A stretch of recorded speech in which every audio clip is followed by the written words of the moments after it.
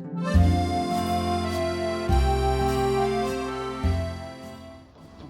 hello there and welcome to the channel, and in this video we're going to be talking about when to deadhead your hydrangeas. But before we start, consider supporting us by subscribing to this channel, and don't forget you can like, share and click on that notification bell if you want to be informed as to when we are publishing a next video. Anyway, to commence, we are talking about deadheading hydrangeas, but the thing is, it's not as simple as you might think. That is mainly because there are a number of species in the genus Hydrangea that have different needs when it comes to deadheading. So what we're going to do, we're going to pull out the most commonly planted hydrangeas and explain one by one, and there shouldn't be too many, how you deadhead those. And we won't be talking about this one because this one ain't got no flowers on. Was that too cockney? Not cockney enough? Anyway, let's get on with it.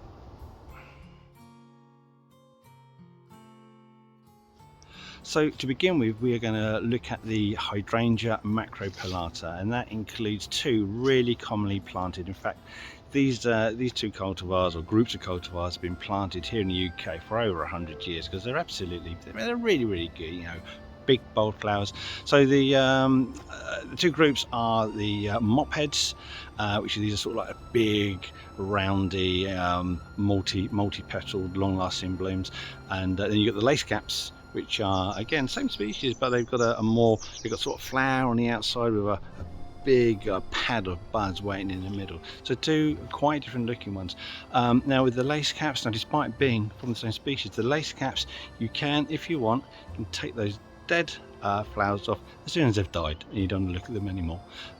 So that's going to be sort of like late summer, early autumn.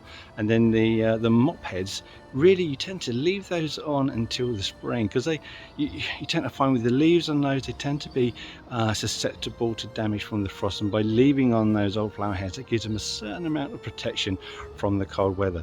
So usually early spring, early to mid-spring, when you see the leaf buds opening up, as you've got that second lot of leaf buds opening up, you can kind of cut it then, but really you leave those on until late spring and those new growth starts.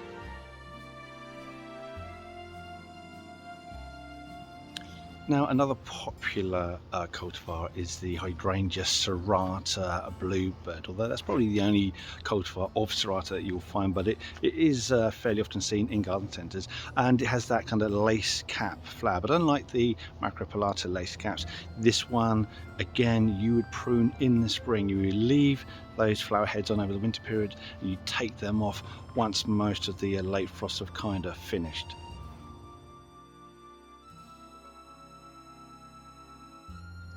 Now the last group I'm going to talk about is the Hydrangea paniculata and arborescens, and as you probably know, the paniculata varieties are becoming increasingly valued nowadays. You see a lot more of them available. You see some fantastic colour ranges. In fact, when we last went to Wisley, we saw an absolutely superb couple of hydrangeas in flower, which was one of the new varieties called Vanilla Phrase. Absolutely superb, and I liked it so much actually managed to bag myself one of those earlier in the year.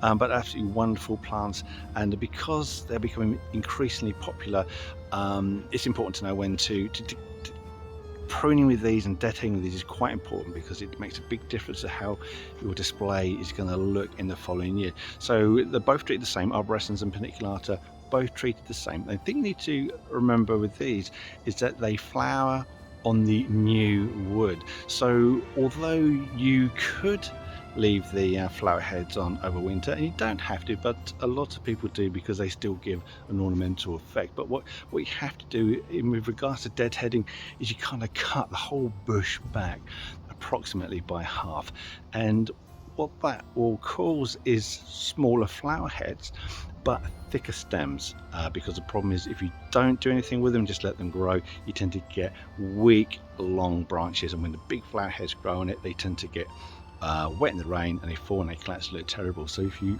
cut them in the spring, you cut the dead heads off, if you haven't done so far, cut them off in the spring, and then you'll get a load of new growth, strong stocky growth, smaller flowers but a lot more flowers, and also they'll be supported better. So there you go, paniculata and arborescens, a spring deadhead. if you at the latest, but you can take them off earlier if you're not that interested in keeping those old flower heads on for ornamental value. Right, so to conclude, you deadhead your macropelata lace caps in the autumn after flowering. You deadhead your macropelata mop heads and your serratas in like mid to late spring, and your arborescens and paniculata you give a heavy cut halfway through, again at the beginning of the spring. So I'm hoping that you've got all that, and if you've got any other questions, then put those in the comments. We would love to hear from you, and especially if you've got any good advice that you'd like to share too. Anyway, thank you for watching, and we will see you in the next video. Goodbye. Don't forget to subscribe.